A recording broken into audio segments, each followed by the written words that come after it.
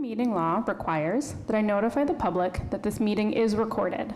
Therefore, please be aware that an audio and visual recording of this meeting is being made by Boston City TV, a part of the City of Boston Office of Cable Communications, and is being broadcast on Xfinity Channel 24, RCN Channel 13, and FiOS Channel 962. With that, I hand it to our board chair, Wesley Ireland. Hello, thank you so much. Good evening, everyone. I guess we'll go ahead start with the agenda. And the first thing is introductions. I can start. My name is Wes, and I'm the board chair. Starting tonight, I live in the North End. And let's move on to Olivia. Would you like to introduce yourself?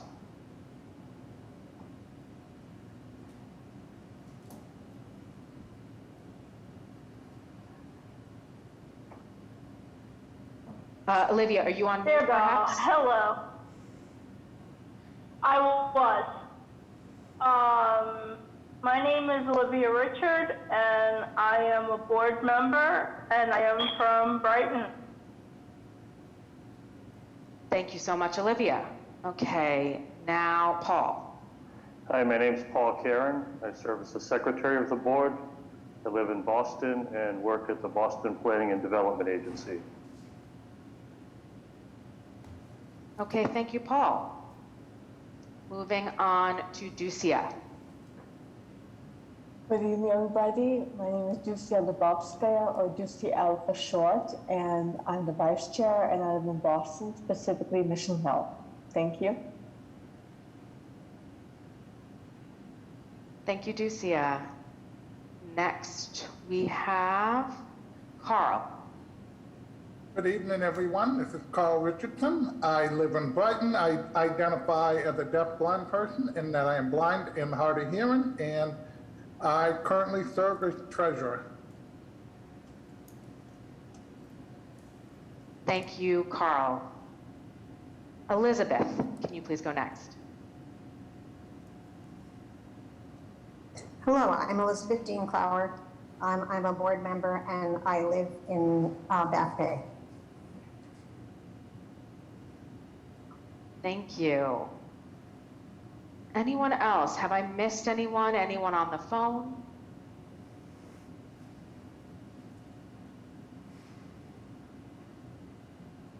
Okay, seems I have not. What about Kristen? Kristen, would you like to go ahead and introduce yourself? Commissioner is not in yet. This is Andrea, so we'll make sure she introduces herself when she joins. Okay, no problem. Great, thank you so much. So I guess we can go ahead, start with the first presentation. And I think we're going ahead, start with, let me just see.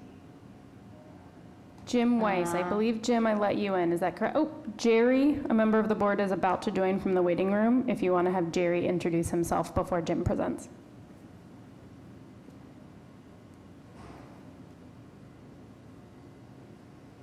Oh, sure, no problem. Okay, Jerry, if you're in, if you want to introduce yourself. Hi, Jerry. You want to go ahead, introduce yourself? It looks like he's still connecting to audio and may not be able to hear us, but I think he just connected. Jerry, would you like to introduce yourself?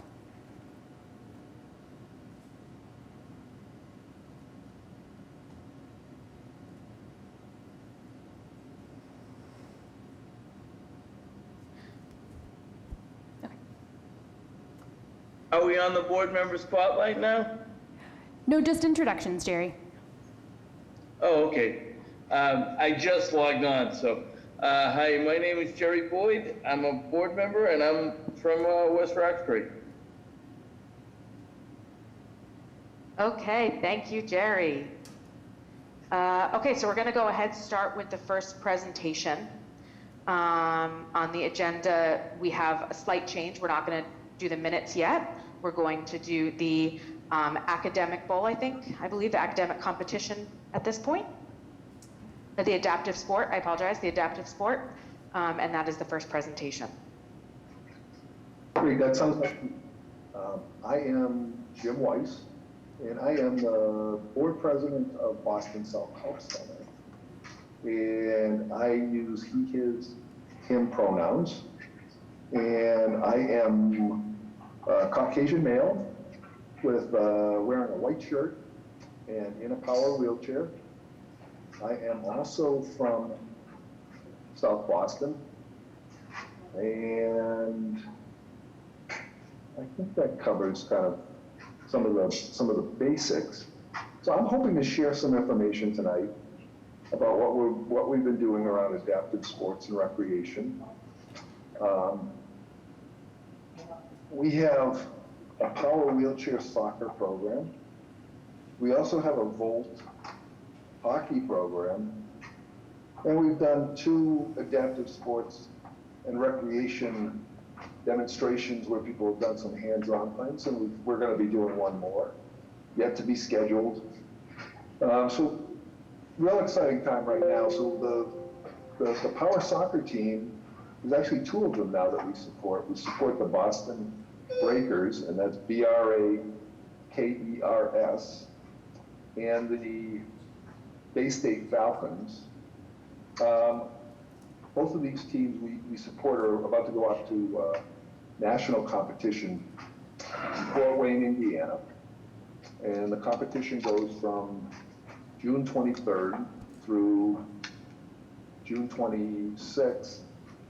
And I will share at a later time, once they send us the links, there should be some live stream. So if folks are interested, you are welcome to watch.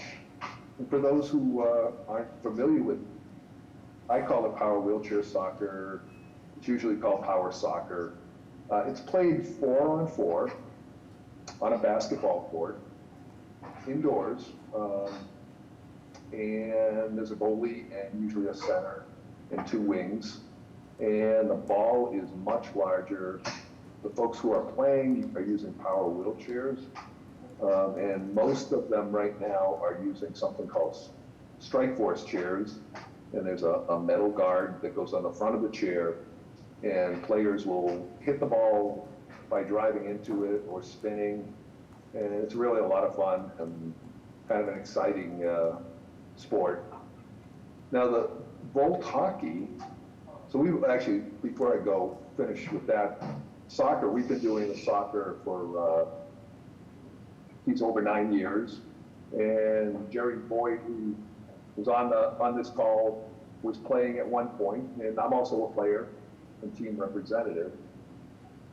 So Volt hockey is something new to the United States, and that's VOLT, and it's also played in a wheelchair or using a wheelchair, and it's also played on a basketball court, usually a half court. And there's a rink that's put around kind of a perimeter, and it's usually played 3-on-3. Now, Boston South Health Center is this year, and actually starting back in the fall of 2021, purchased 8 power chairs that are Volt hockey chairs. They're wooden, so it's kind of interesting. It's a wooden seat, and some people those with disabilities will put their cushions and kind of adapt the chair as they need to. And there's a flipper on the front of the chair, and folks will play with a wiffle ball, and there's a net. And the exciting part of what's going on now is we got into this at the right time. We're trying to introduce this first in Boston, and hopefully have it grow across the state and hopefully the United States. But we've been invited to come visit and actually compete in the World Cup that will be held in Sweden. So we've been allotted 20 folks who can go, and I think that's supposed to be maybe up to 10 players, and then 10 folks who might either be personal care attendants or coaches or other support folks. So that World Cup is taking place September 16th through the 18th, and will be another thing that we'll want to get you all out, this kind of live stream link, and totally a lot of fun and a lot of excitement, and folks in Boston seem to be very much interested in it. And so we have at Boston Self-Help Center been trying to focus on kind of those adaptive sports that might be doable by folks with both upper and lower body mobility impairments, and kind of the sports that are not kind of have been left out in some ways. So it's not the wheelchair basketball, it's not the quad rugby, it's not the sled hockey, but something where conceivably you can use a power wheelchair and not have to get in and out of a chair to do the sport, and that you could use a joystick or some other activity. So in that kind of regards, we picked up a small grant from Northeastern to do 3 adaptive sports and recreation demonstrations. So we did one at the Tobin Community Center, and was well attended. And we did things like bocce, and we showed the soccer and the hockey and a number of other activities. We did another at the Boston Home in Dorchester, and had some great response from the folks living at the Boston Home. And we've got one more that we're trying to figure out a time and a location, and this is where people who have an interest in these kind of adaptive sports and recreation might give us suggestions. And part of the reason to come share all this stuff with you is to just put this all out there, that one, that folks with disabilities can compete in adaptive sports and recreation, and get people's input. So if anybody has ideas, I know I've got a handout, and I'm not sure if I'm sharing it at the end of this. I'll pull it up. If other folks are going to share it, great, thanks. And I'll kind of read through this kind of at the end and tell folks what's on this slide. And beyond that, so we've got, right now we have some interest. Again, I mentioned bocce because some folks have been interested, but we adapted some basic air rifles, and we're doing some little target shooting inside at the Boston Home. We did some bowling, and there's bowling rinks, and we did a little bit of a slalom course and those kinds of things. The other thing I guess I would put out there to folks watching tonight and watching the recording would be that if anybody wants to get involved, there's definitely volunteer opportunities if someone's interested in website and social media and anything else, sports management. We're always looking for fans to come out and cheer us on and cheer on the activities. And then if people want to participate, that's also a possibility. So let me tell you a little bit about what's on the slide. So I put on here the Boston Self-Help Center's website, which is bostonselfhelpcenter.org. Also, we have a Facebook page, and it's Boston-Self-Help-Center BSHC-10, and there's a lot of numbers. But that will be out there for folks. If people are interested in reaching out, email address is info@bostonselfhelpcenter.org. And the phone number for the nonprofit 617-277-0080. I've got some of the details that I already spoke about in terms of the national championship in Power Soccer. I also included the Power Soccer USA website, which will have the live stream, I'm sure. It's powersoccerusa.org. Another group that usually hosts a live stream is powersoccershop.com. And if my colleague here could scroll down a little further on this kind of long slide here. I think we've got I've got a link at Volt Hockey. I've got the Sweden information. And if you go a little bit further, I guess everything may not have fit on here unless something got cut off. So we had another exciting piece was WGBH radio and internet picked up information about Volt Hockey and did a story. So it's on our website, so you don't need to necessarily know this link that I put on here, but you are definitely welcome to check it out. And you'll hear my voice and other folks talking about this. So I think I'm gonna leave it at that. And if anybody has questions, thoughts, comments, I'd be glad to answer any questions. Go from there. Thanks so much, Jim. This is Andrea, and I'll step in a second here before Wes to say that I threw some of those links in the chat, and I will throw all of them in and email them to anyone who is interested. Great.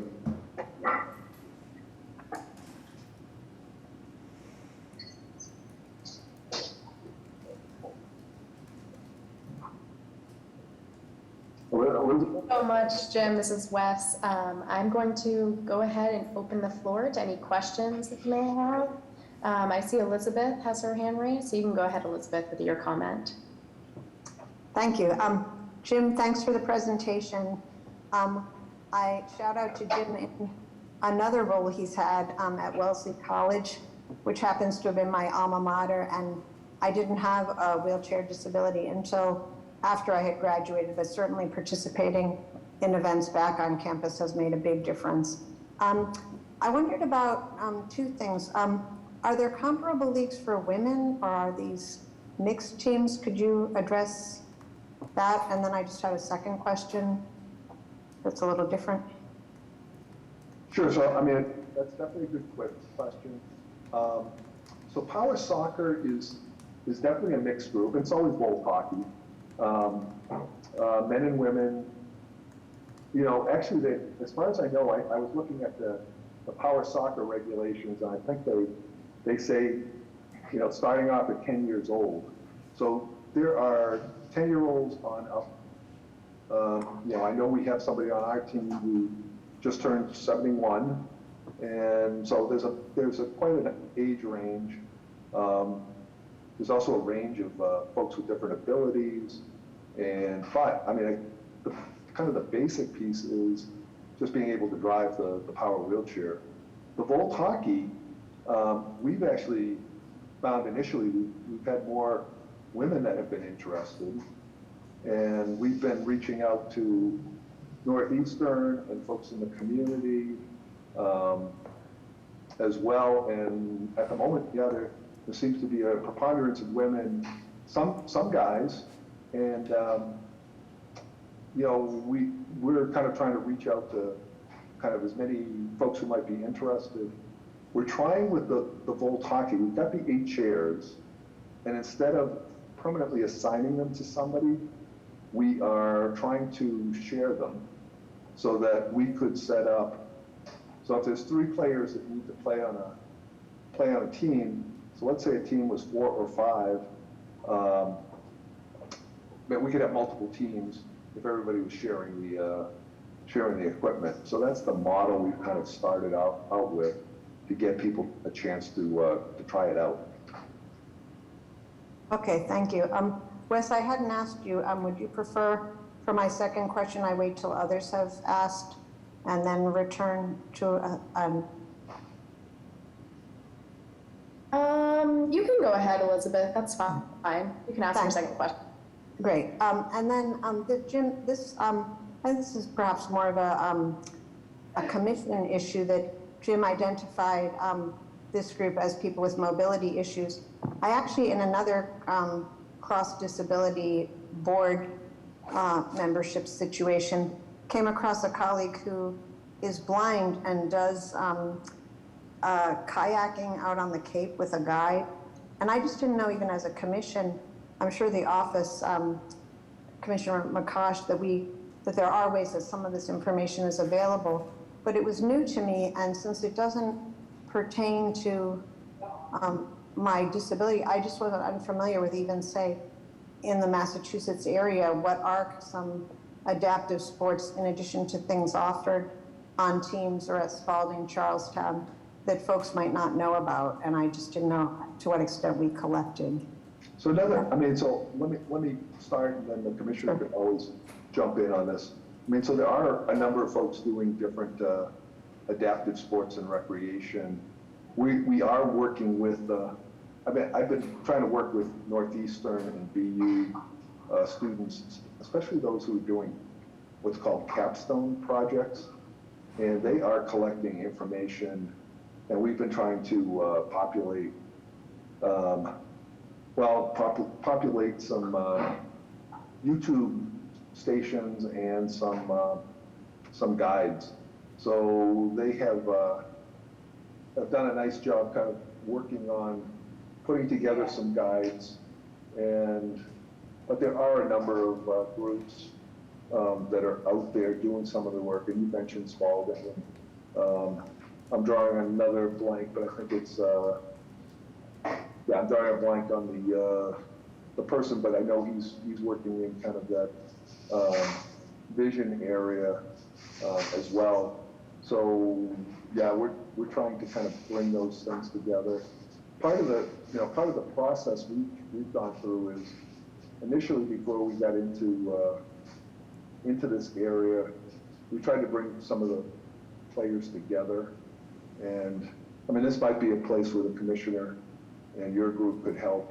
You know, if it's something you guys are interested in, help us get people together and maybe post it on a website and kind of go a little further with it. But I think it's a great idea. Thank you.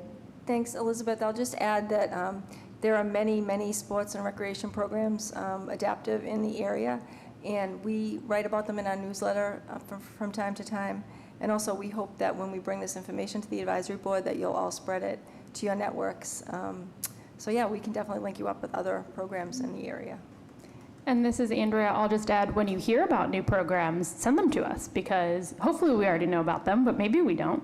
And on that note, for example, I know that Triangle Inc. is hosting their Beachability event again this summer.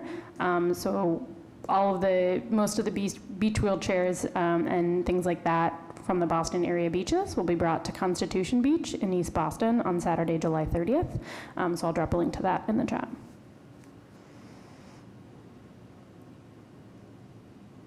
Thanks.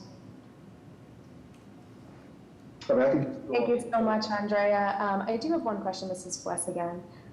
And then I'll let other people ask the question. So Jim, I do have a two-part question for you. How many people are involved with the adaptive program, the adaptive sports program? And as a second part, do you have to be in a wheelchair for any of the sports? So for the soccer and hockey, you need to be, soccer, they ask that you use a power wheelchair or wheelchair in some way.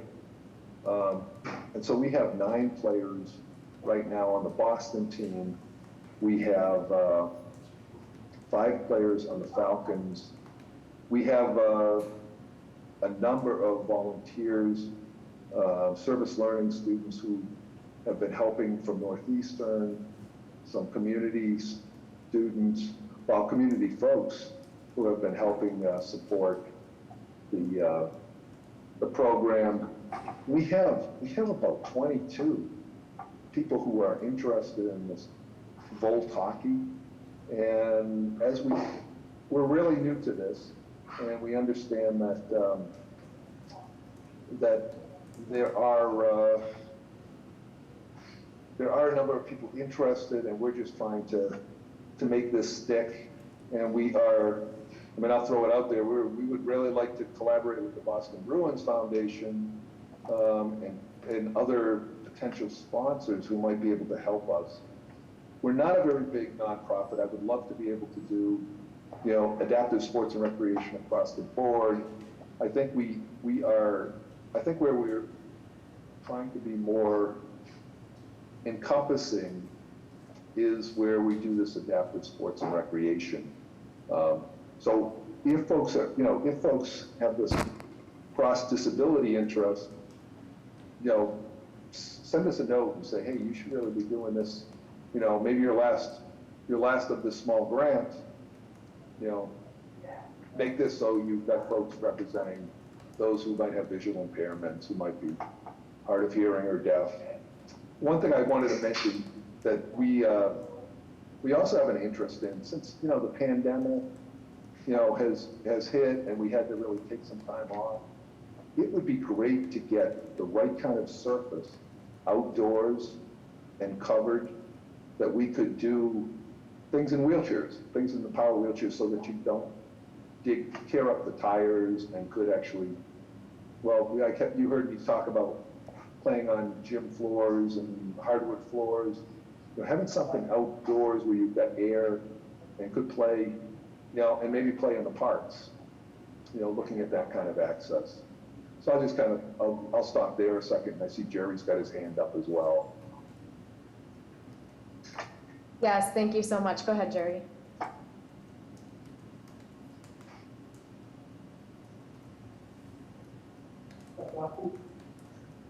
Jerry, I think you're on mute.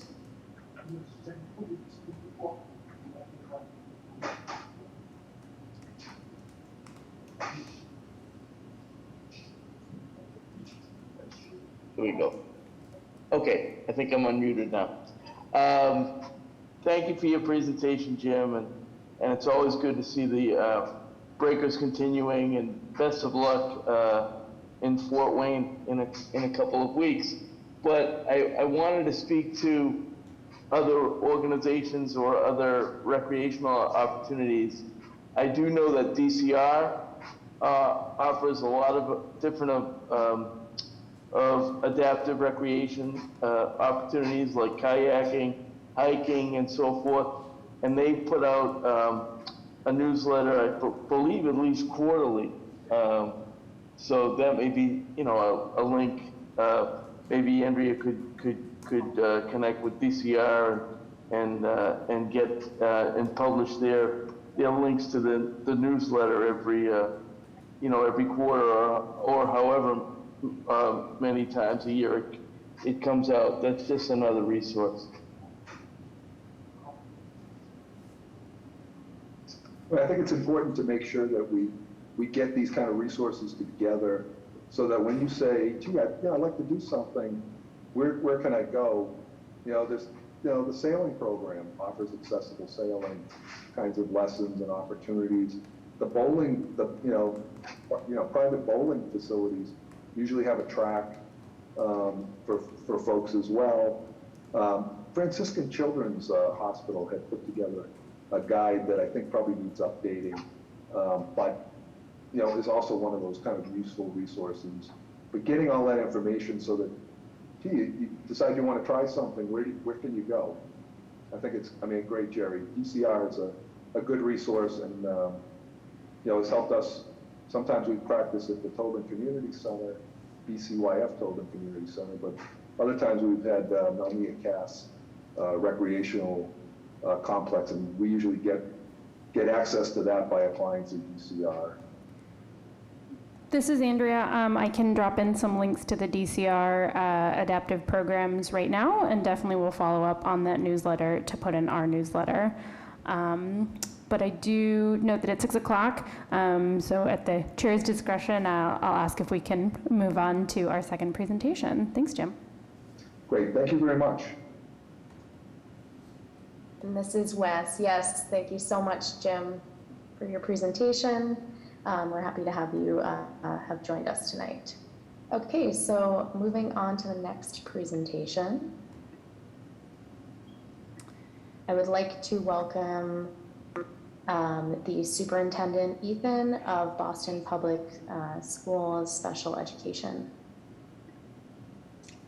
Great, thank you so much for having me this evening.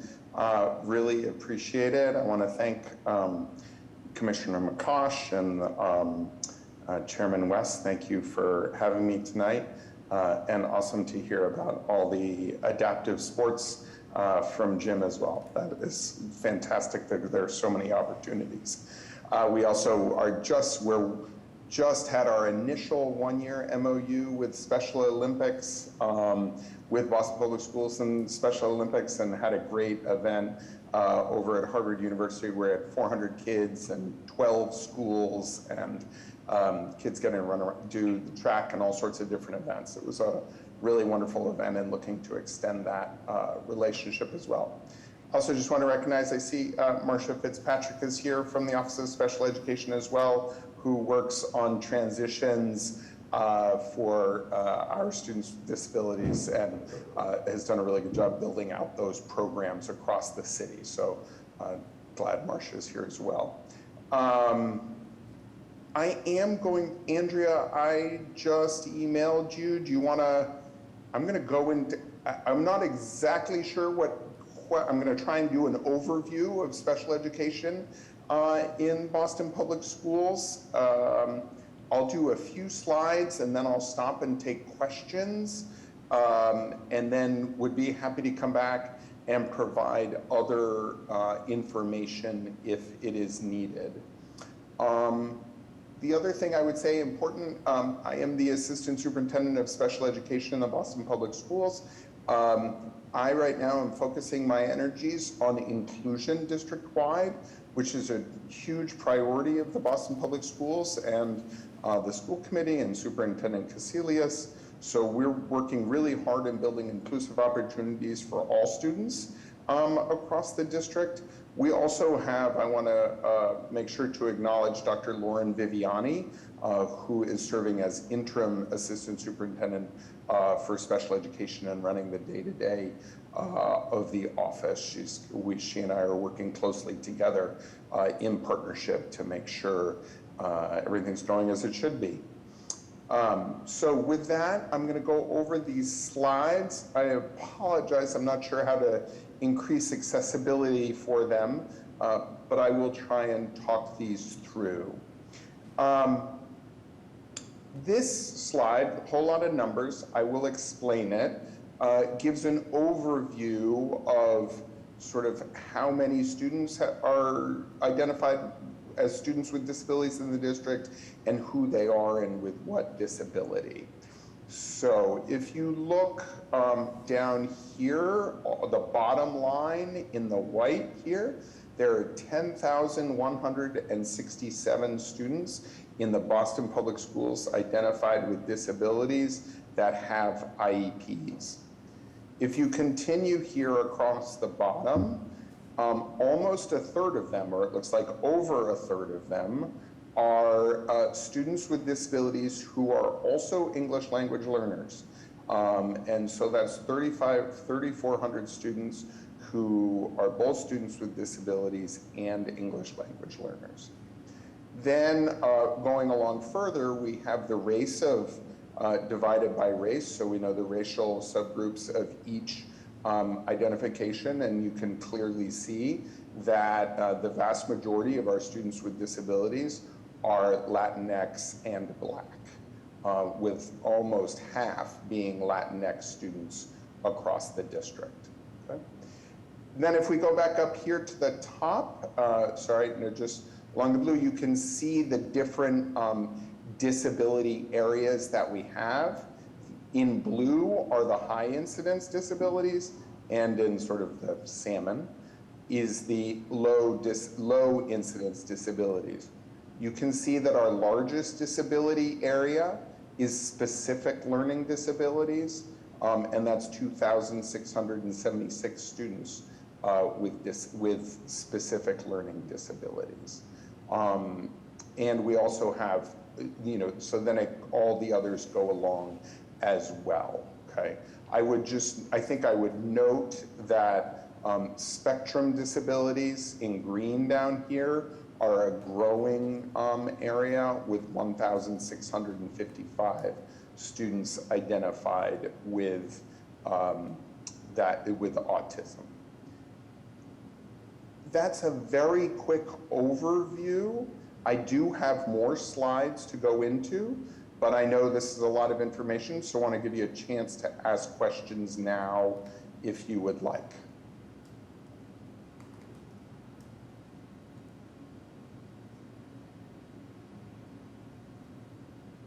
I can keep going if that's helpful. This is Wes. I see someone has their hand up. Yes. This is Andrea. I saw Juan Carlos raise his hand. Yes. Hello, everyone. Sorry I was late earlier. I'm Juan Carlos, also part of the Commission Member Advisory Board. I have a question on Ethan. Thank you so much for showing that kind of data. I'm always very interested in data, and I was wondering if maybe not in this chart, but in other analysis, you include those aspects of social determinant of health to complement those aspects where there may be some disparities for people with disabilities as well. Juan Carlos, super interesting. We've cross-checked this data in a lot of different ways, but I don't think we have done it to issues of health and health disparities. So if you wanted to, I'll put my contact in the chat, or you can get it from Andrea, and we could explore what that could look like, because I agree, it could be super interesting. Great, thank you. Yes, certainly we get in touch with you. Okay, and I see Ducia, you have a question, and then after Ducia, we have Elizabeth. Thank you very much. Yes, Ethan, I want to thank you very much for the presentation. Yeah, this is Ducia, by the way. So I have two questions. The first one is, so I saw, like, when you were describing, when you explained the statistics and everything, you were showing about race, like, I'm assuming like was Puerto Rican and whatnot, and then there's a section where it was EL, which meaning English learning students. So my first question is, where is the part with the students? Also, is there another graph like that, or is it somewhere in that graph that shows students who are not English learners, meaning who already speak English because they were born here? And the second question that I have is, what is the next step after having that graph? Like, what, I mean, to me, it's like having a survey. So what do you do after you have that survey? What do you do when you say, okay, so this is what we have, so what's the next step? What, yeah, thank you. Yeah, great questions. Number one, so all the students who are non-EL students we would assume their primary language is English. So all the 3/4 speak English. That's not one of their characteristics that they need to address. But the ELs is about, 2/3, and 1/3 is about English language learners. In terms of the next step, after this next question, I can get on to the next slides, and you can see where we go with it.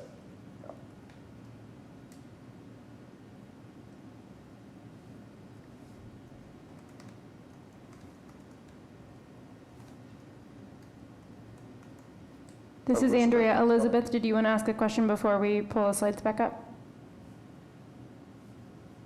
Yes, this is a version of what Juan Carlos was asking, that it does concern me to see some numbers without that. For instance, to what extent do these numbers, particularly the totals you showed us, track the composition by race of the Boston public school system? You know, yeah, because that, like Juan Carlos, I do think social determinants, or that in some specific schools, they're predominantly, you know, one or two recognizable minorities. We all know in this climate with racism and that kind of thing that it's very important that not only for steps going forward, but that that with this stigma that disability already has, and in some cultures more than others, that does concern me when to just see, you know, numbers without knowing context. Thanks. Yeah, great questions. And some of the slides that are coming up will address those issues, and how we call that is issues of disproportionality. So where we see one group overrepresented in certain disability areas than others, and we certainly do see that. And I think I highlight some of those in here, but we can certainly address that as we move through, and really appreciate that question. Yeah. So if you want to. Sorry, technical difficulties. Give me 1 second and I will. That's okay. And I will pull that up.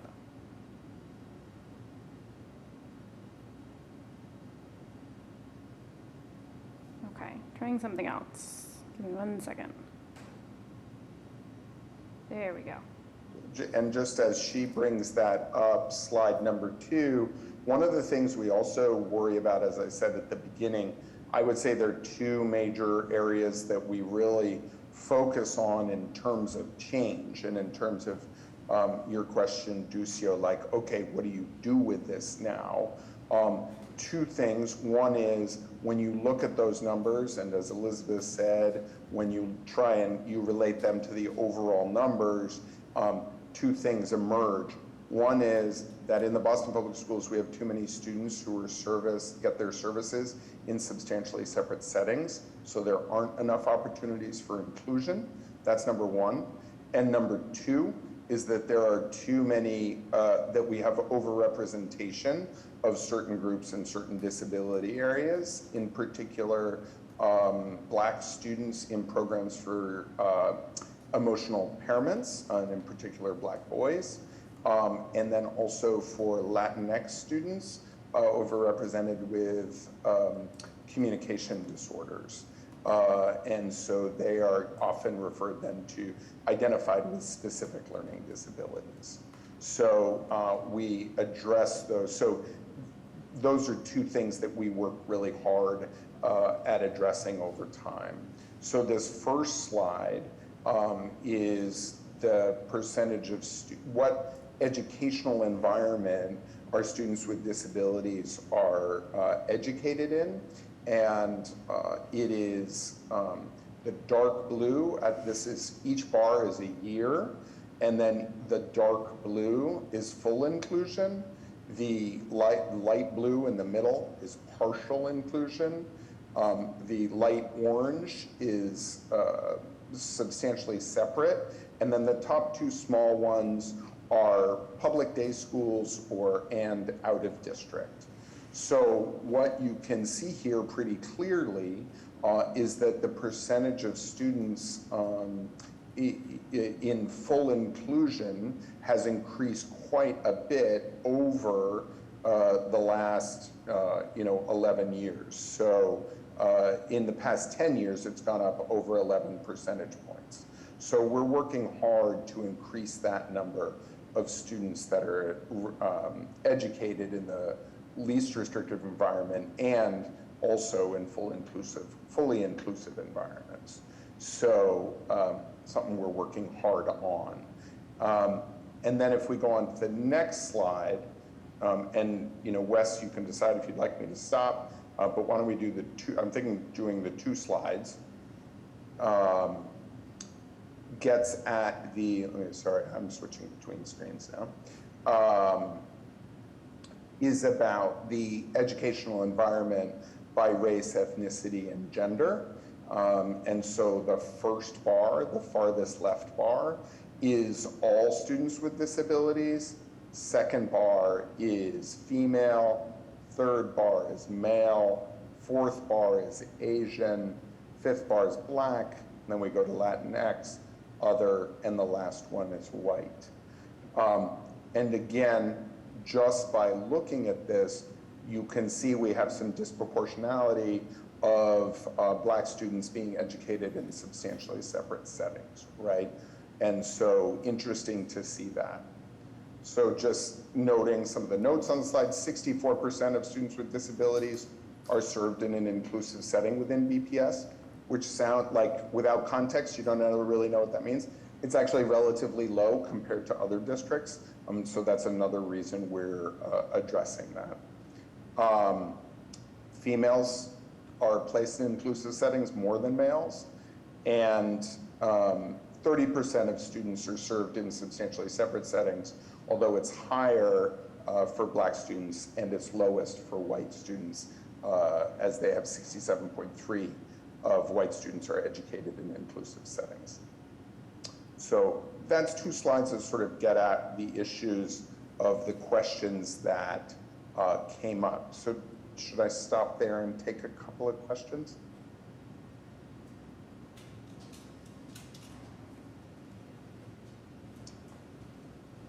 Yes, this is Wes. I just posted a question in the chat. I'm not sure if you can see that. Sure, I sure can, yes. I'll also read it aloud. So Horace Mann charter schools are excluded.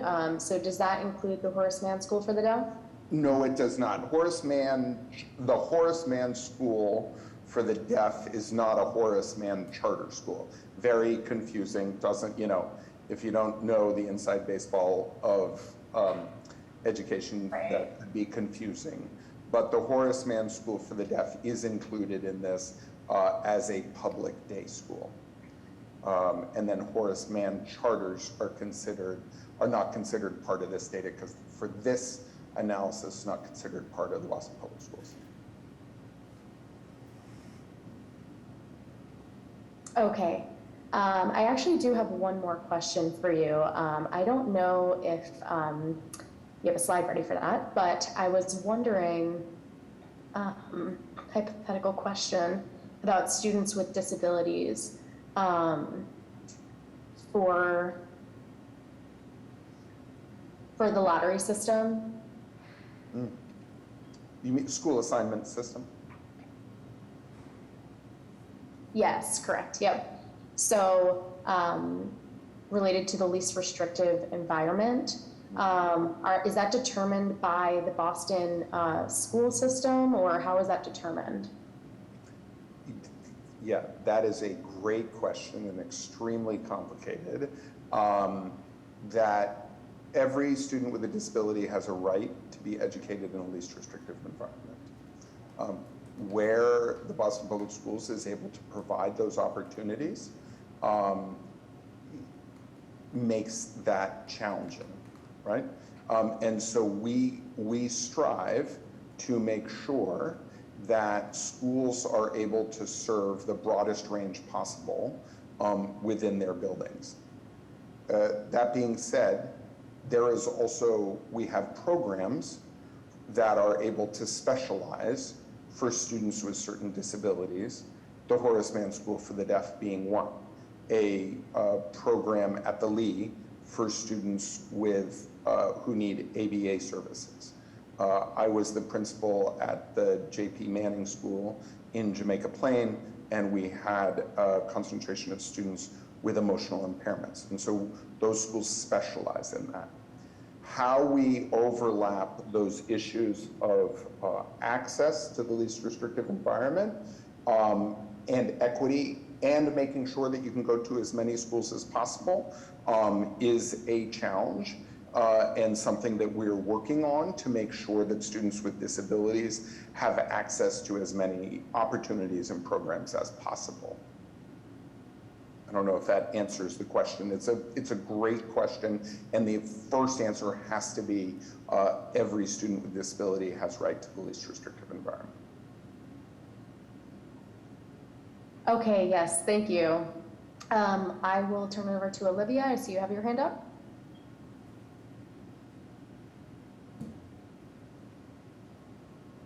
Yes, this is Olivia speaking. I noticed on your slide of racial breakdown that 7% of white students were in out-of-district placement instead of the smaller percentages of the other races.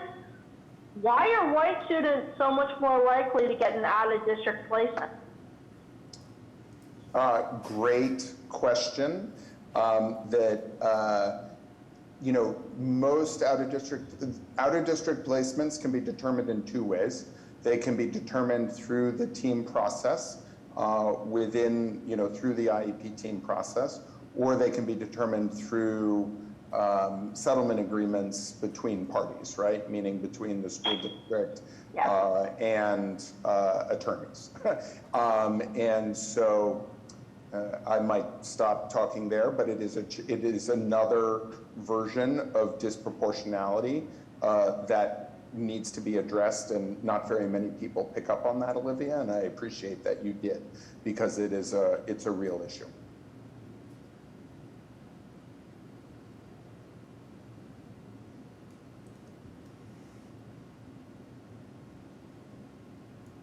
Okay. Yeah. Keep going. This is Andrea. I do know you have to leave at 6:30, so I wanted to make sure you had a chance to present the rest of your slides, and we can always follow up with additional questions so you can get Terrific, terrific. I'd be happy to come back if that would be helpful, because I know it's a lot of information quick. Let's see, we're down into students with this. Go down to slide 4, I think, which is the EL students with disabilities. Again, just that this has been such a change over the past 10 years, really. This slide. Just important to really address this, because what has happened is there's a tremendous need for new expertise in the district to make sure that we're meeting the needs of students with disabilities who are English language learners. Not only in servicing those students once they're identified, but also making sure that we're properly identifying them and we're not creating disproportionality by identifying students who are developing language skills because they have a second language, and somehow there may be we may misinterpret their behaviors to think they have a disability when actually what they're doing is developing their language. And so there has been a large increase of these numbers over time, and really important to point that out. The vast majority of these students, 62%, speak Spanish as a first language, and 5% speak Haitian Creole, and Cape Verdean Creole is 4.5%. And then we have a lot of other languages as well. Just speaks to the diversity of our population, and it's amazing and wonderful when you're in classrooms with these kids and you see them. I was at English High earlier in the year in an ESL class that had students with disabilities, and just like, it was an amazing place to be, and also incredibly challenging, and the teacher needs to be incredible and amazing and know a lot to be able to address those students' needs. So it's one of the things that we're working on, is making sure that we're able to do this really well. And then the last slide, Andrea, is just around, I just wanted to make sure you saw, so to your point earlier, Elizabeth, around comparative data and what else is happening. So when we can see here, compared to other major districts in Massachusetts, that you can see here, this on the right, the bar graphs are about the percentage of students educated in substantially separate settings. And you can see we're no longer the highest in the state, but we are up there. And that's 28.9 of our students are educated in substantially separate settings. And most of those students have very few opportunities for inclusion. And that's too many. And something that we're working to address, and was actually meeting as we get working both with the union and with DESE in these complicated politics we're in. That's one of the things that we're holding on to. I think all of us are trying to address this over time. So just wanted to finish with that so that you could see relative to other districts where we are and what we're trying to address. So happy to take a couple more questions, and then do need to get to a family commitment. And again, this is Andrea. Any Okay. additional questions I can email to Ethan. Sorry, Wes.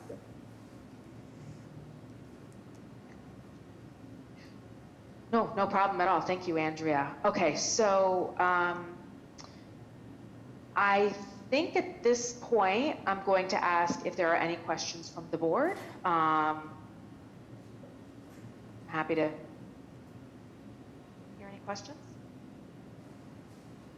And I actually do have one question if nobody else does. So give me just one moment.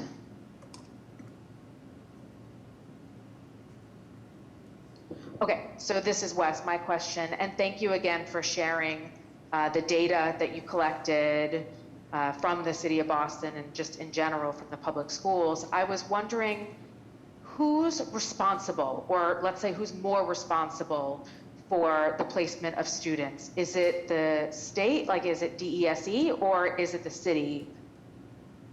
Who has more responsibility there? Yeah, great question, Wes. So IEPs are written at the team, right? The IEP teams determine the needs of the student, and then the district, and in collaboration with the team, determine where that student will be able to meet those needs. Really important to point out that the power of parent voice in those placement decisions, that they are consulted all along the way, and with maybe a few exceptions, but generally can reject placements if they do not feel like it's appropriate. So they always have rights to their stay put placement, which is where they're currently being, their most recent IEP, where they're currently being educated. And Marcia was previously a COS. I don't know if she would add anything to that, but the COS is the coordinator of special education who chairs the IEP teams. And then the IEP teams, again, they make the recommendation for what the needs are, and then the coordinator and the team work in collaboration with the family and the district to figure out where they should be placed.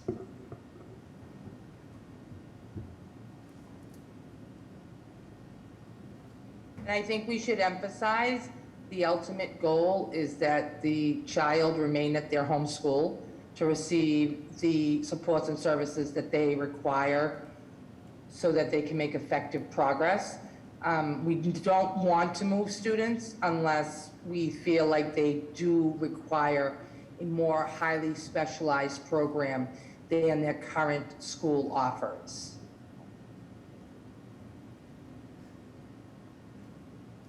And I would just add, Wes and Andrea, it would be fascinating and wonderful to hear adults with disabilities' perspective on whether they went to BPS or other places, to get that feedback on what that schooling experience is like, because it is challenging. We know families have to advocate and too often have to fight to get what they need for their kids, and we want to create a system where that's not the case, but I can't deny that it continues to be the case in many places, that it's a very challenging process to make sure your student gets placed where you think they're going to be best educated. So. Yeah, absolutely. Thank you so much, Ethan and Marcia. It's been great. I know that you have to leave, so I do think we might extend an invitation for you to come back on a future meeting, because I think we do have more questions for you, and so we would like to ask if that would be something that you would be willing, and that you've asked for our feedback as well. So if you think you'd be willing to come back for a future date? Yes, absolutely. Be happy to. Okay, that's great. Thank you so much. Andrea will coordinate with you on that. And then maybe hopefully for the next month's meeting you can come. But again, Ethan and Marcia, thank you for your time and for your presentation today. Great. Thank you so much. Really appreciated being here, and great questions. So thank you. Absolutely. Okay. I was going to say, this is Andrea. One second. Marcia and I are in constant contact about all kinds of things. So if you have any short-term responses as a board to Ethan's request for feedback, let me know. Otherwise, yes, I would love to coordinate another meeting where this time they listen to us, as I know they love to do. Marcia, any response to that? No, I honestly, I'm humbled to be here with you, right? Because the work that we do every day is to support our students with disabilities to become adults that are functioning within the world, right? And so I'm very grateful to be here. Any questions I can answer, I'll put my email in the chat. We're always here to try to make things better for everybody. I just have the privilege of working with students with disabilities, and I've done it for 30 years. So it's very exciting to me to be having these conversations throughout the city. And I'm always happy to answer any questions that you have. I work with students who are 14 to 22, and we are preparing them for life after high school. So I actually love my job. We're gonna have a big dance on Friday, which is super exciting, and the commissioner is going to join us. So we're getting students ready for college or work, and we're making sure that they have social opportunities and recreational opportunities. So Jim, talking earlier, you're probably going to be hearing me from me, so we can get some students enrolled in some of those adaptive sports activities, because I believe that I tell my students, this is their city. We want them to have access to this whole city. And I'm very privileged to be the person that gets to lead this work. Thank you so much, Marcia. We really appreciate it. And thank you as well to Jim. So I see a thumbs up from Jim on that. Okay. Now moving on, I'm going to jump to the next agenda item. So hopefully we can finish this meeting a little bit early today. Let's see what we have next. Okay, so because we jumped to the two presentations, we're actually going to go back in the agenda, and we're going to talk about the approval of the April and the May minutes from those two meetings. So do we have a motion to approve the April meeting minutes?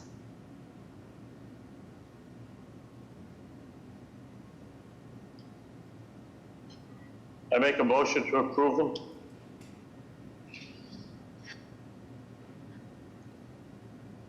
Okay, Paul, fantastic. I see Jerry seconds with a thumbs up. So who's in favor? Aye. Aye. Aye. Raise your hands. Okay, great, fantastic. Okay. And now let's go on to the May meeting minutes. Does anyone want to make a motion to approve those May meeting minutes? This is Carl. I make a motion to approve the minutes. This is Paul. I second the motion. Okay. All in favor, raise your hands, please, or say aye. Aye. Aye. Aye. Aye. Okay. Seems everyone is in favor, so that passes. Now moving on to, let me just see what the next agenda item is, the chair's report.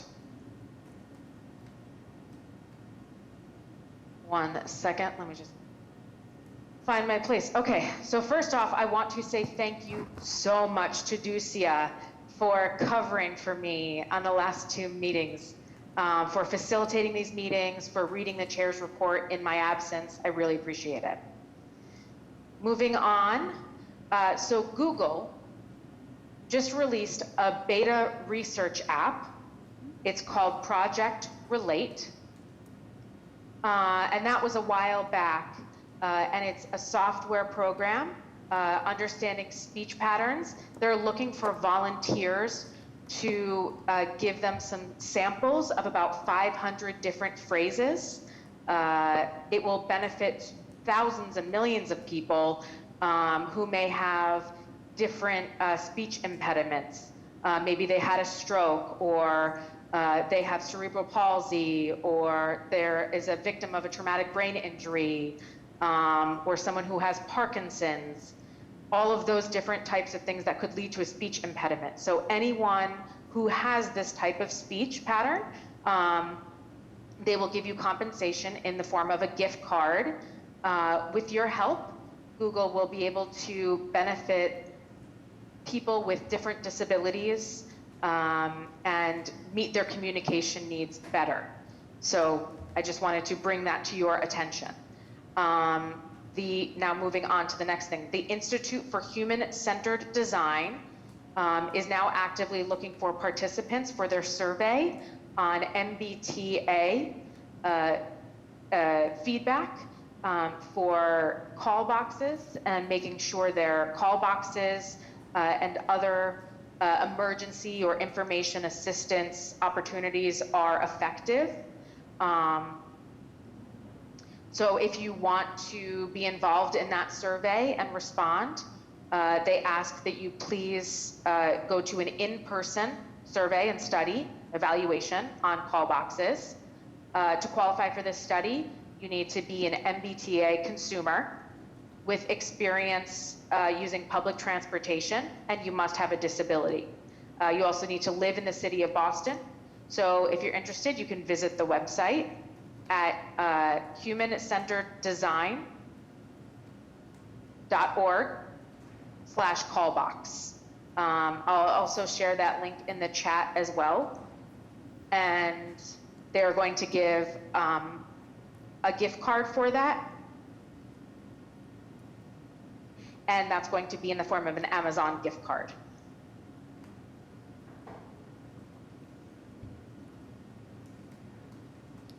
Okay, I shared that in the chat with everybody. Next month, I will have an open agenda item. During our board meeting, I'm going to ask for all of our board members to give some feedback on how we can improve our contributions as board members. Hopefully we can get everybody on the board involved and make some policy changes with the community of Boston, with the city of Boston. Maybe we can talk about restructuring our board meetings as well, how they are run. Does anyone have any thoughts at this point related to that or anything I've talked about before I move on to my next announcement?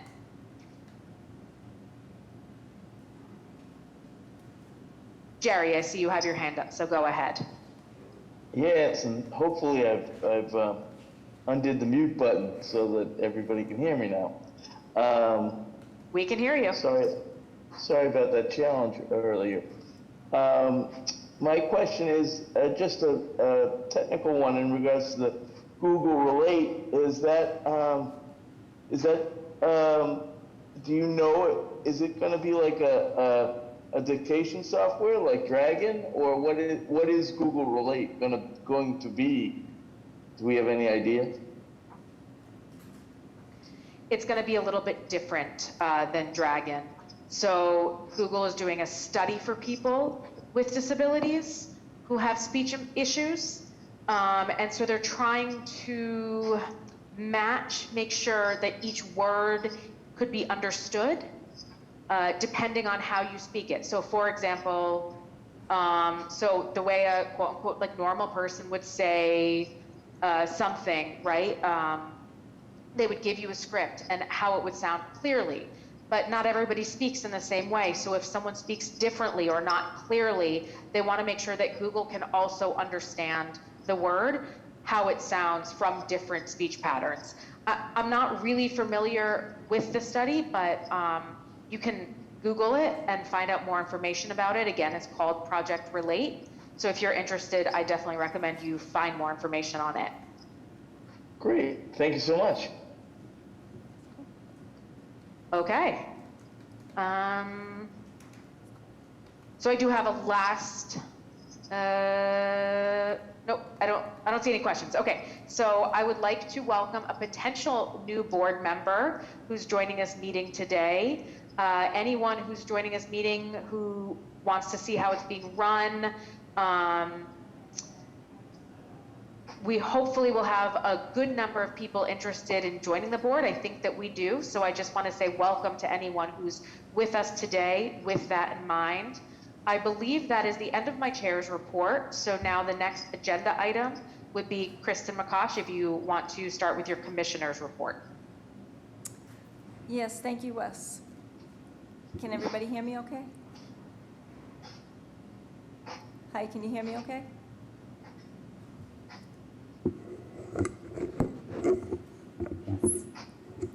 We can hear you, Commissioner. Okay. Great.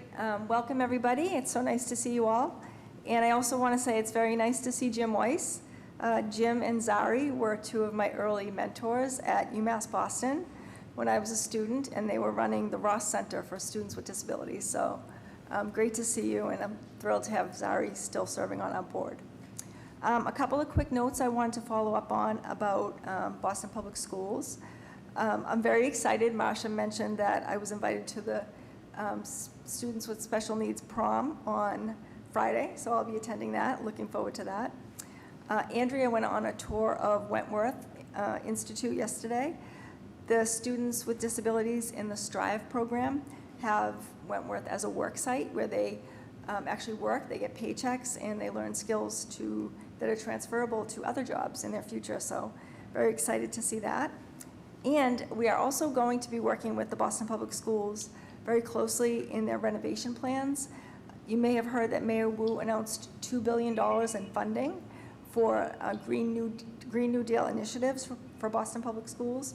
So we'll be working closely with the city to ensure full accessibility and inclusion, and we're looking forward to beginning that work. So we can go to my slides. I'll start with a few updates from City Hall. Andrea and I attended a training on disabilities, accommodations, interacting with people with disabilities, and ADA requirements. It was from the Greater Boston Convention and Visitors Bureau, and it was meant to train hotels and other people who are in the service industry to ensure that people with disabilities are welcomed when they come to Boston, that their accommodations are accessible, and that they are up to date on interacting with people with disabilities. So that was a great training, and we have the slides that we're happy to share if anybody's interested. Secondly, we have 2 part-time openings still in our office for ASL interpreters. They will be posted soon. Once they're posted, we'd love it if you could share them widely with your networks. And we have 1 position that we're hoping to post in July for an architectural access specialist. And we're going to assign that person to work on the Boston Public Schools plan. So hoping to get that position funded. Excuse me, I have allergies, so please excuse my cough.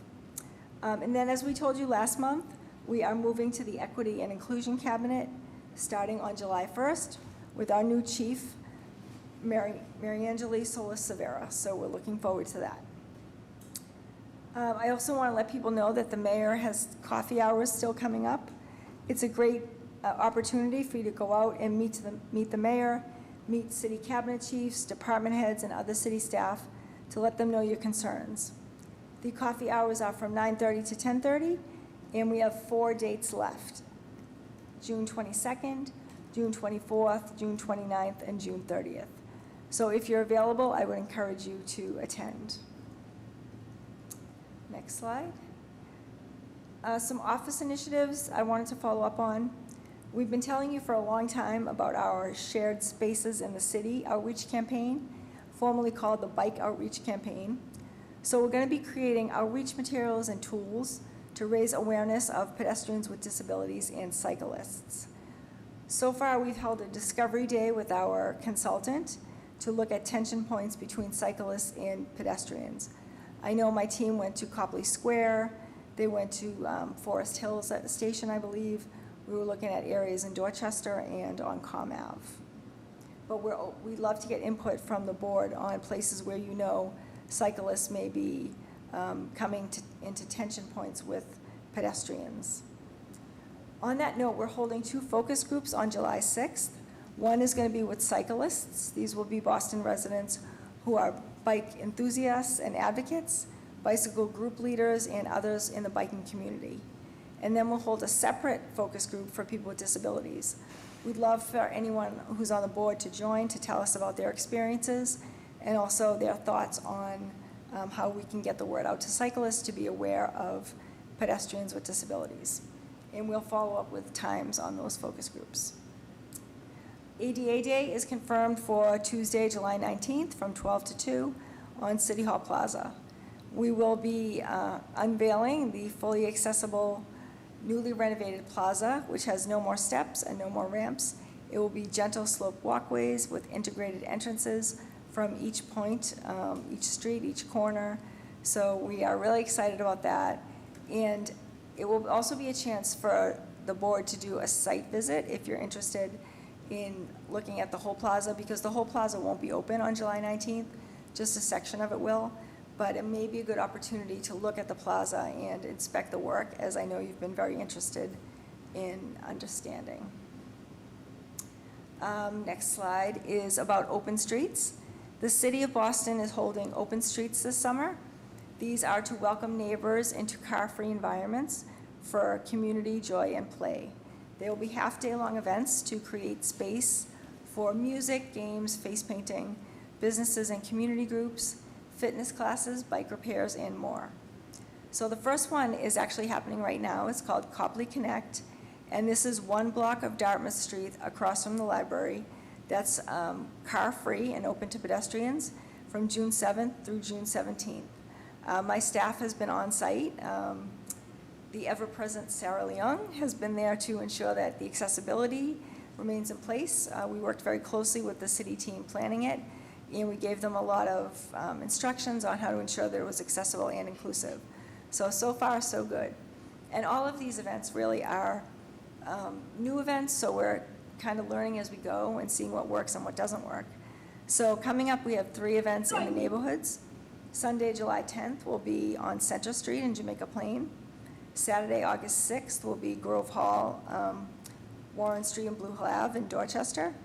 And then Saturday, September 24th, will be on Dorchester Ave from Freeport Street to Gallivan Boulevard. And as I said, we're working very closely to ensure that the site is accessible, the activities are accessible, and that people with disabilities are included in all the activities. Next slide. Some updates on the advisory board. As Wes mentioned, we have, I'm sorry, skipping ahead. First of all, that we still are waiting for bios from a few of you. We want to get those to the mayor's office because she's working on reappointments of current board members. So anyone who hasn't sent their bio to Andrea, please do so. We have no updates on the in-person meetings yet being resumed in City Hall, and we are planning to keep the Zoom link going for hopefully as long as possible, but certainly for the next 2 months.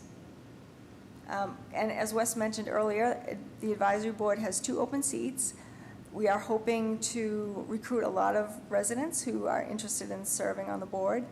We're specifically looking for a parent of a BPS student and possibly a college student, but we welcome anyone who's interested to fill out the application, and I can ask Andrea to put that link in the chat, and we can also mail it out to you. But on this note, we will be hosting an advisory board information session for potential board members next week. It will be on Tuesday, June 21st at 6 p.m. on Zoom, and we'd love it if you would share the information with anyone who's interested in joining, and we will also be pushing that information out to the community. It will just basically be myself going over the bylaws, talking about the requirements, and talking a little bit about our history, what we've done. And if anyone on the board would like to join, it would be great to give your input and perspective as board members. We would love to have you join us, so just let us know if you're interested. And then finally, another update on advisory boards. The Mass Office on Disability is hosting a regional disability commission meeting on July 20th from 10 to 1. It's hosted by the Worcester Commission on Disabilities, and if you're interested in attending that, please contact Jeff Dugan at MOD by July 8th. And many of you may also know that we have a monthly call with local disability commissions. Colleen attends those calls, and Patricia from my staff. So if you're interested in those, please let us know. We can send you the link.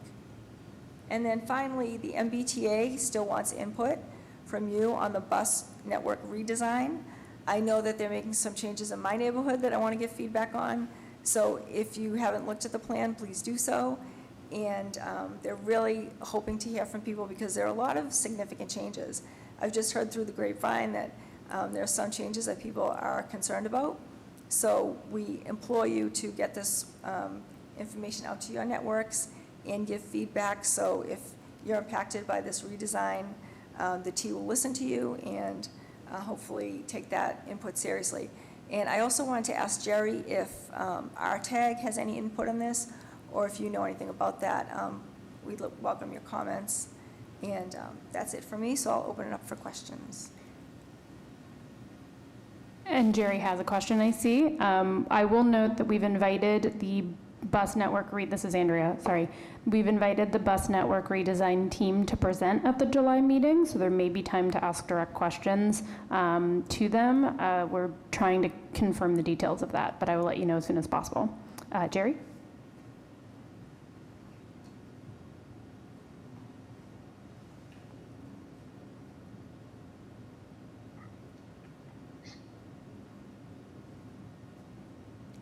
And while Jerry's waiting to come on, I'll also let you know that this report was linked in your materials for the board meeting tonight, so if you have any questions or if I went through it too fast, you have all the information. Yes, here I am. Again, that pesky mute button. Anyway, it's Jerry. And I could certainly talk to the redesign a little bit, but I did have a question first in regards to a portion of your report, Commissioner, if I may. When you mentioned the mayor's office is looking, are they looking at everyone on the board to reappoint, or just those whose terms are up? Yeah, it would be people who are on expired terms, and I reached out to everybody a few months ago to see if you were interested in continuing on in your service. So I have all of that information, and I'm going to share that with the mayor. It is ultimately her decision who remains on the board, but I certainly brag about you all the time, so I'm sure she'll take that into consideration. Sure. And in terms of the bus redesign, there was a presentation actually that the RTAG executive board, which I'm on, was a part of yesterday to hear from the bus redesign folks, and I'm glad that they've been invited to next month's meeting, because there is a lot of information, a lot of slides they present, you know, on the proposed redesign, and also on their website, on the bus redesign website, you can plug in your route that you take now, if you take a specific route, and see you know, what the changes would be. So it can be quite interactive as well. And it may be a good idea, Andrea, if the board submitted maybe some questions or some different routes that we want the folks to you know, speak to directly at next month's meeting. I think that would be helpful and would help move that presentation along.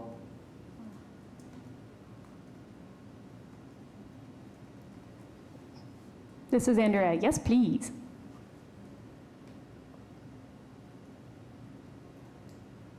So, but that's all I have.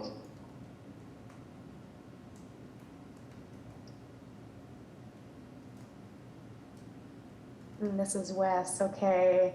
Sorry, I was just waiting for Jerry. Okay. So I realized that I skipped something on the agenda. I jumped to the commissioner's report, but what I was supposed to do was the member spotlight. So I will go ahead and do that now. And we are spotlighting Jerry tonight. Okay, great. Jeez, I thought I got out of it. So, sorry, Wes. I'll have to hit you over the head later. But anyway, Sorry, yes, I skip it. Go ahead. Yes, Wes asked me earlier today if I'd be willing to talk about myself, which I'm usually not very hesitant to do. So I'm happy to do that. My name is Jerry Boyd. I've been on the commission now for probably about 8 years. I'm a lifelong disability advocate. As a friend of mine who's also a disability advocate often says, once you're born with a disability, you're kind of thrown into the role of advocate, whether you want to be or not.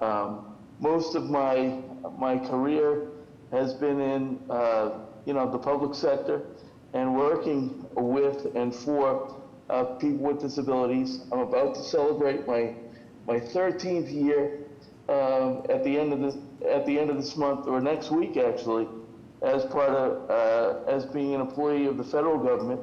I work for Social Security.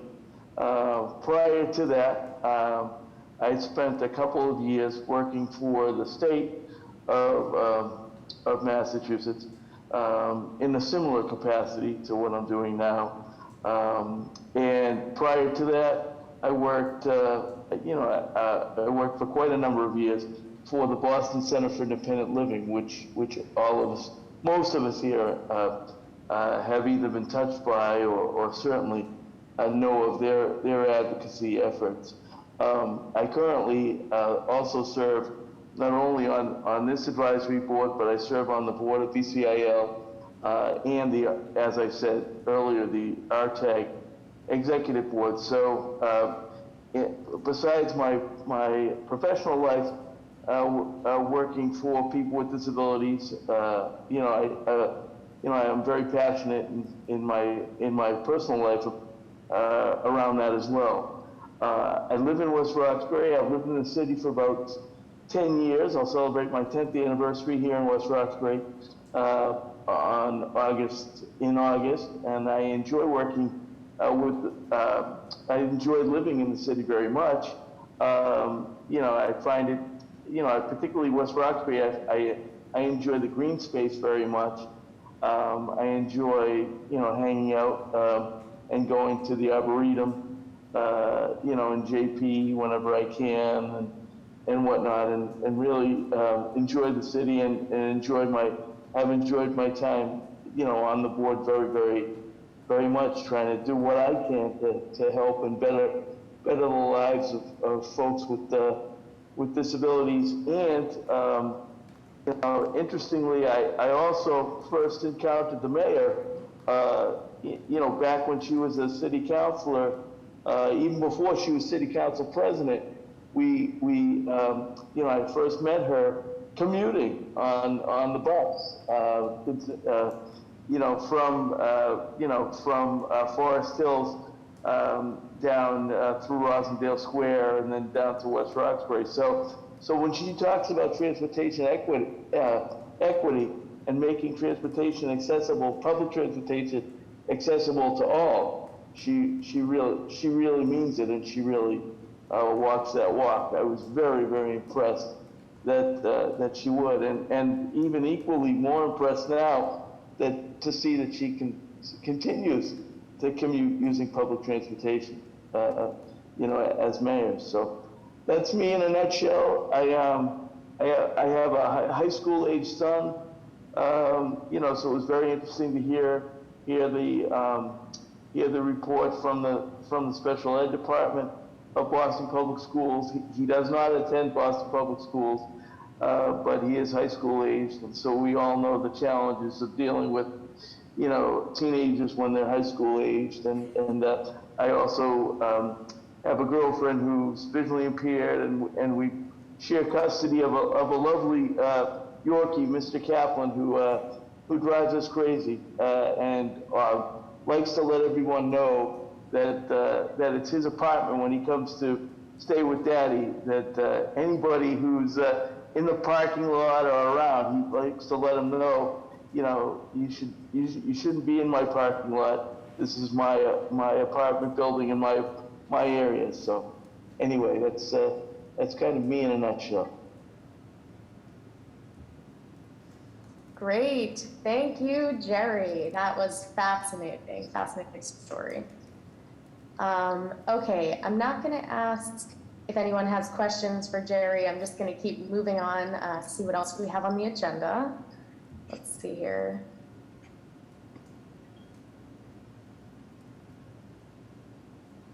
So let's see, on the agenda, we have the architectural access update by Patricia.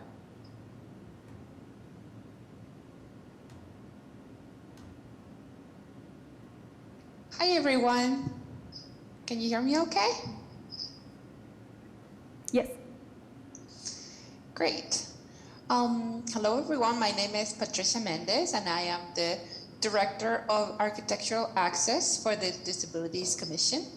I have a brief architectural access update and an announcement, a couple of announcements.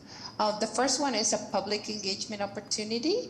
It's a free event by Keolis Passenger Safety Expo.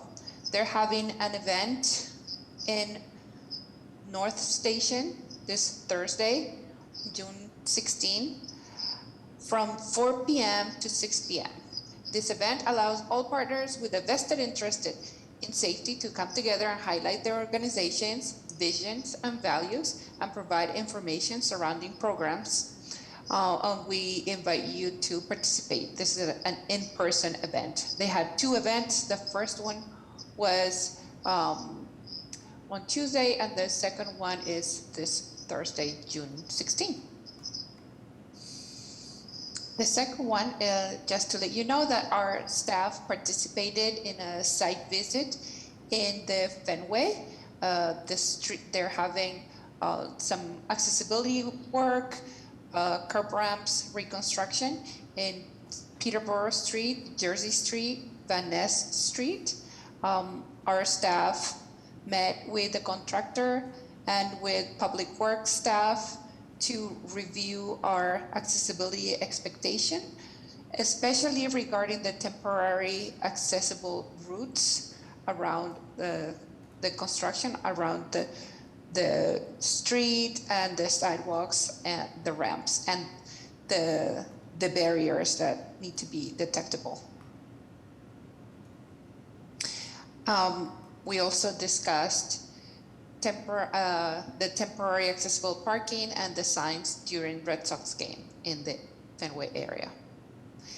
Next, I continue to serve at the AAB and serve at the AAB Architectural Access Board Subcommittee on the updates of the regulations. We continue to meet monthly.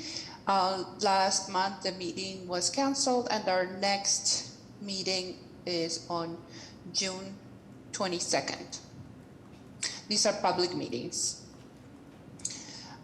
Next, our commission is planning to host the second part of the CAM training. CAM is Community Access Monitor training.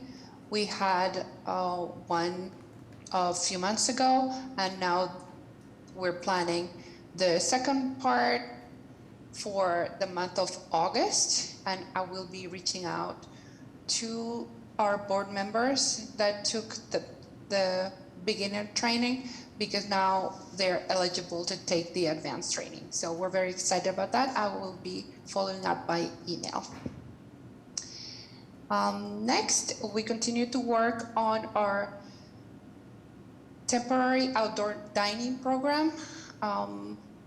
If you go out to any of the fabulous restaurants that are setting up their outdoor dining, you will be able to see our blue signs that say that they are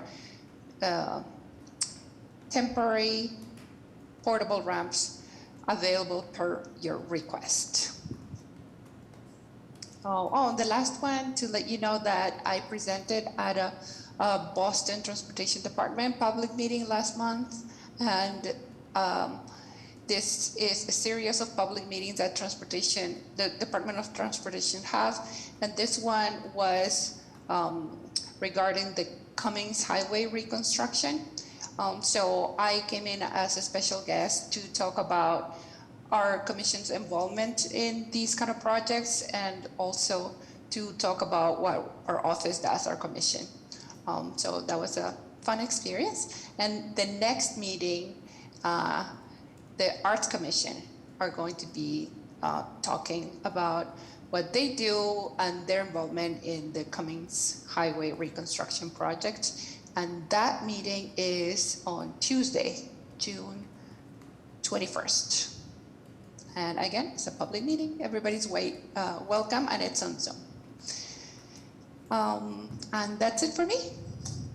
And I'll be answering any questions. Thanks.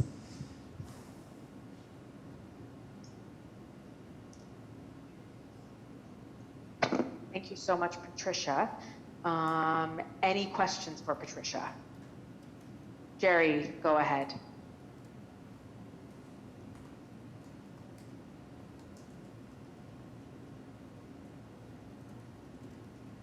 Jerry, you might be on mute. Oh, there you go. Go ahead. There I go. Again, it's on Google Meet, it's where the mute button that shows up in my computer. I'm not used to that. Anyway, sorry about that. But Patricia, I forgot to mention during my little spiel, did the Transportation Department debut a video at that Cummings Highway meeting? Yes, they did, and I promise to bring it next time. I'll share it with the group. Okay, sure. Just to let everybody know, the Transportation Department outreached to me through the commission, through Andrea and the commissioner's office, and I was able to film a little video using different, highlighting different accessibility improvements that the Transportation Department is doing throughout the city. And it was quite a fun experience. So it would be good if everybody got a chance to see that. So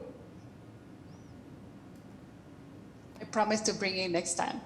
This is Andrea. I think I have a link to it somewhere that I can email to the board. But we can prepare to play it next month if Wes is good with adding that to the agenda. I love it. I thought it was great.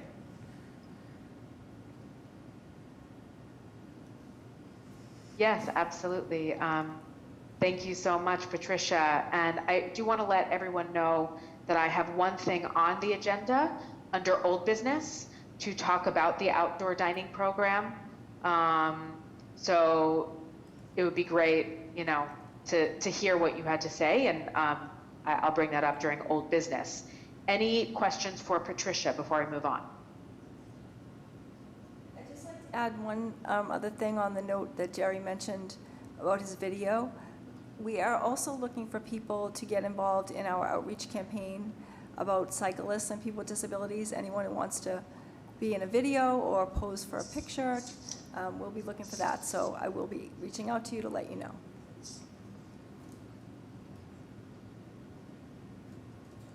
Okay.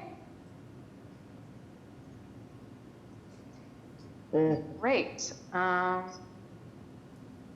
Sorry, my kid is right by me, so distracting me a little bit, trying to focus on this meeting. So Wes, I like this. You. I like the special guest.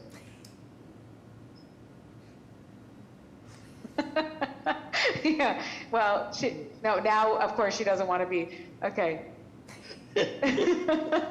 All right, so she's fine. I'll show her, in the next meeting, that's fine. I didn't really want to make it public, but now she's here. So, okay, moving on. Now we have announcements. Any announcements from anyone?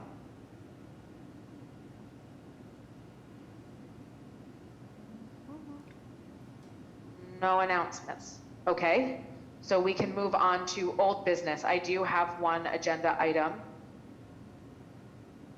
So this is related to the advocacy letter for outdoor dining. I know that Andrea mentioned last month that I brought up the new business of writing a letter to outline the priorities for a permanent program regarding outdoor dining. And John Romano gave the presentation back in April about it and said that this is the last year for the temporary program for outdoor dining. I know that there were several concerns and issues raised regarding this program. So I was wondering if we could maybe streamline the listing of what we would like to see if outdoor dining became permanent. For example, I saw, obviously I live in the North End, so I saw at least 2 different restaurants in the North End. Perhaps there are others, but the one restaurant, maybe I shouldn't name it, or maybe I should keep the name private, but they built a really nice ground patio, even with the sidewalk, to make it easier for people to, access it for pedestrians if they want to walk over, or anyone who uses a wheelchair. So there's another similar, that's a patio as well, really a platform that another restaurant built, but it is a little bit raised from the sidewalk. So those are just 2 examples of how we can streamline our listing for what we want to see as standards for restaurants if that program became permanent.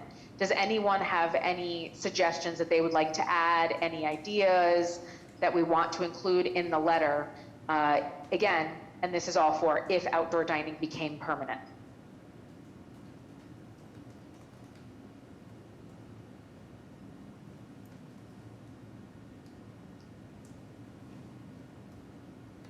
Olivia, go ahead. And make sure you unmute.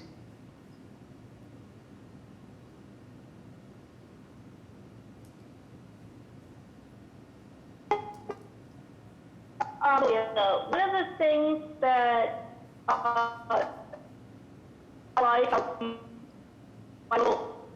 Chris Boone, that they set up their Olivia, just outdoor dining is that. Sorry, it's a little bit choppy. Do you mind just repeating the question?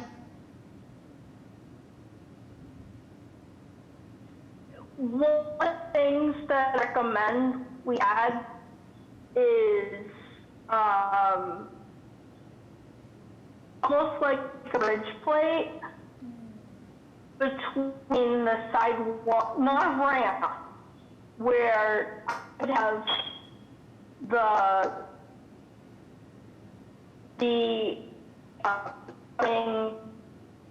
platform level with sidewalk and so it would be built up a little bit, and they put down a board so your wheels don't get up in the transition between the 2.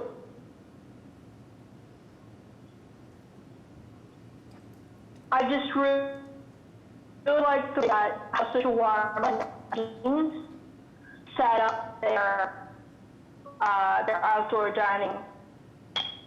It's one of the best I've encountered. Do you mind repeating which restaurant that is? Jeans, AJEEN. They're on the intersection of Common and Harvard.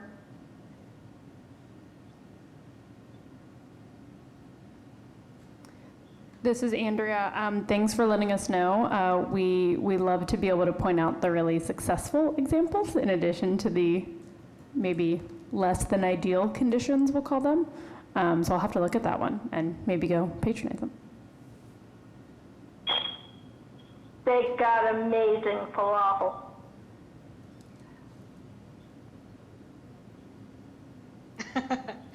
Awesome. Okay, thank you so much, Olivia, for that. Carl and Elizabeth, you can go ahead. So Carl first and then Elizabeth. So this is Carl. Are there any plans to explore the possibility of making outdoor dining permanent? Or I just want to make sure that if we spend time doing it, that it's a good use of our time. Hi, it's Commissioner McCosh. I can answer that. The city is planning to make outdoor dining permanent. It's a very intense prospect because there's so much to it. It involves multiple city departments who meet weekly, trying to plan the new outdoor dining regulations. So it's our office, it's BTD, it's Public Works, it's, every office that you can think of is involved in this program, but we are ensuring that disability access is a priority. This will involve multiple fronts, from everything from communication to architectural access to maintaining access on the sidewalks. Patricia may know a little bit more of the details. I'll turn it over to her for comments, but I will tell you that definitely, yes, they're looking at making it a permanent program starting next year. And this is Andrea. I know Commissioner said she wants to turn it to Patricia, but I'll just add that outdoor dining did exist before the pandemic. In terms of particularly like private patios and sidewalks. The on-street is really the newest portion of this program, but we've gone from, a dozen folks on Boylston Street that have room for a private patio to 500 restaurants being interested in it. So the program did exist before the pandemic, and it's going to be something different, and we want to make it better than the not ideal accessibility we've had for the last 3 years under the temporary program.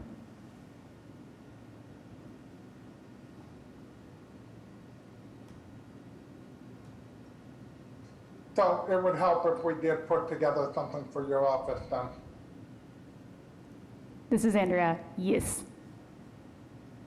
There will be a community process sort of writ large that John Romano's staff will be running, but we definitely want to make sure that the disability perspective is a part of that process. So you're sort of ahead of the game by thinking about writing it all out.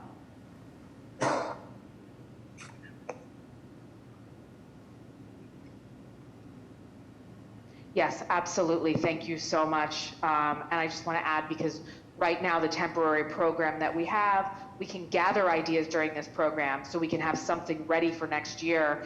If it becomes permanent, it's really important to think ahead and not wait until next year to start gathering our thoughts. So, okay, thank you. I see Elizabeth as well has her hand up, so go ahead, Elizabeth. Yes, thank you. Yes, this is Elizabeth Jean Clower. I haven't had personal experience with certain restaurants to know myself that this was a wheelchair issue, but I believe in a couple of months ago when Michael Mewey presented from BCIL that he had noted that there were some restaurants where it wasn't an issue of a wheelchair accessing the outdoor dining, the ramps or whatever, but there was an issue with the table heights, with either having tables be high enough to accommodate someone's legs under them, or if they were high top tables, not all wheelchairs are capable of elevating. And so I think that is one issue that comes to mind that would be important for that part of the community to have restaurants have the appropriate language and requirements, that it's not just a matter of physically accessing it, but that people need some reasonable amount of maneuverability or, ability to participate and enjoy the experience as far as tables. Thank you. That's what I mentioned earlier when I said we're looking at access on multiple fronts. My staff reviews the plans for our temporary dining to ensure that there's sidewalk width access, ensure that there's an accessible path of travel throughout the parklet or the outdoor dining space. Accessible tables are a requirement. The ramp to go from the sidewalk to the street is a requirement. And it's also a requirement to post a sign that a ramp is available upon request. Looking at the permanent outdoor dining, we will still be emphasizing those things. Again, ensuring that there's a path of travel in the outdoor dining, ensuring that there are accessible tables.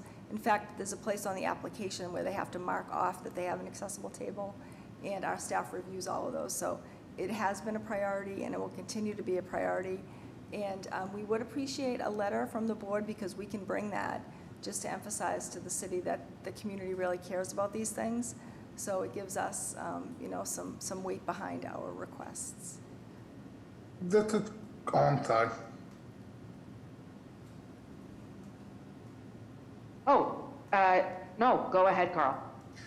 So my concern as a visually impaired traveler is, let's say I'm a cane user and I'm walking a straight path down the sidewalk, and then I come into an outdoor seating.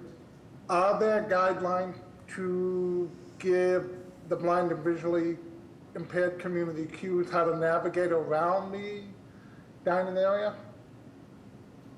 Patricia, do you want to respond to that one? Yes, thank you, Commissioner. Carl, yes, absolutely. So the enclosures for the outdoor patios, they need to be cane detectable. The barriers that go on the street, those are like big and concrete. But if any part of the barrier encroaches into the sidewalks, that barrier needs to be cane detectable. Thank you for your question.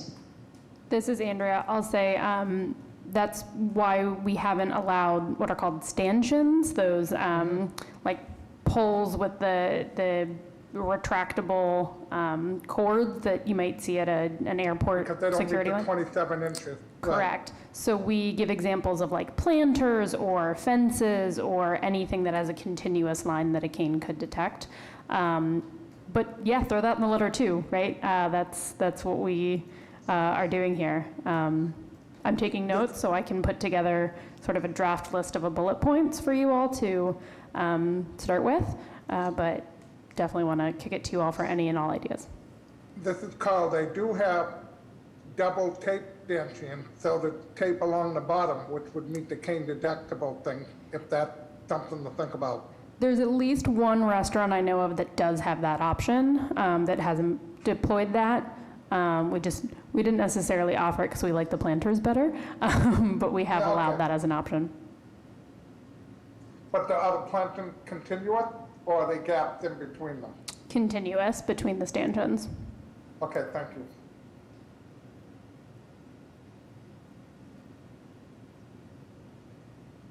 Yes, this is Wes. Thank you so much. I want to add one thing as well. I did notice that some, not all, but some restaurants have outside button, maybe, with like a wheelchair button that you can push outside. And again, that's always outside the restaurant to help with accessing the restaurant. I don't know if that button is helpful for outside dining.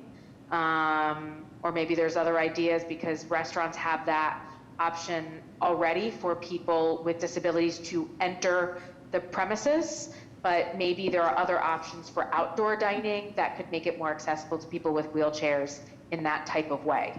That was just one of the things that I was thinking about. So I guess this is going to be an ongoing discussion that we have. We can continue talking about it at perhaps the next meeting. I know it's early at this point to be thinking, so thinking ahead is important, but maybe there'll be more suggestions at next month's meeting. So just keep this in mind. And I just want to clarify, who will take the lead on writing this, at least the draft of the letter?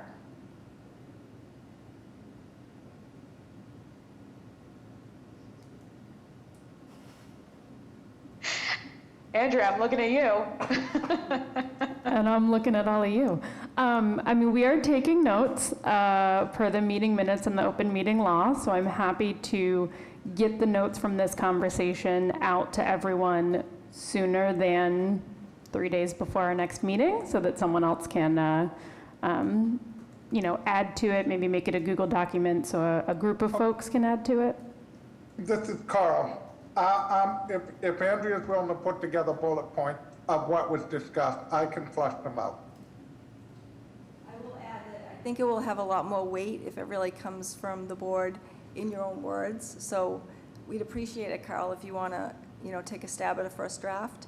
And we can always format it, don't worry about that. But if you could write it coming from your perspectives, we would appreciate that.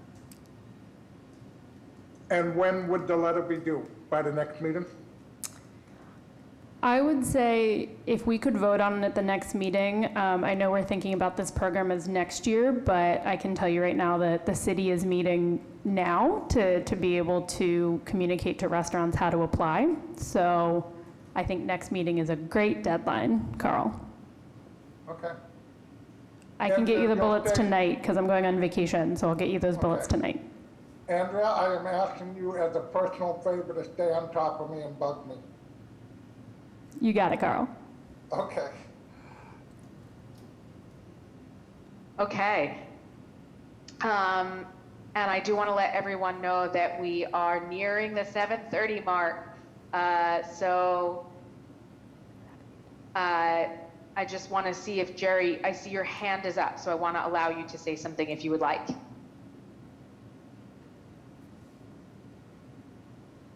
Here we go. Unmuted again. Here we go. Yes, and I am cognizant of the time, but I just wanted to offer Carl, I'd be happy to help, with the letter as well. And as you know, I'm already good at bugging you, so I'm more than happy to keep on that. So.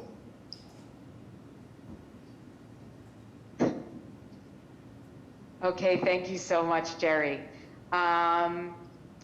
And if there are any ideas or suggestions, please feel free to email me, and then I can forward those to Carl and Jerry as well for typing up and including in the draft. So now, any other announcements, I believe, or old business? No, sorry, old business. Any other old business? Okay. Moving on to new business. Any new business? Anything that anyone would like to share? No? Okay. So now any feedback from the public?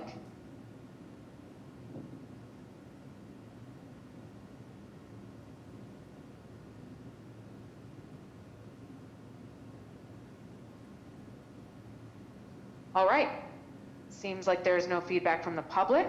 Carl, Chairman, would you like to say something? How'd you know it was gonna be me? Lucky guess, I guess. I don't know. All right, well, yes, I'd like to make a motion to adjourn. Okay, who wants to second that? I second it, it's Paul. Okay, Paul, who's in favor? Say aye or raise your hand. I hope it's all of us. Aye. Okay, fantastic. It seems like everyone's in favor, so good evening, everyone. See you next month at the meeting. Have a great night. Good job, Wes. You want to say goodbye?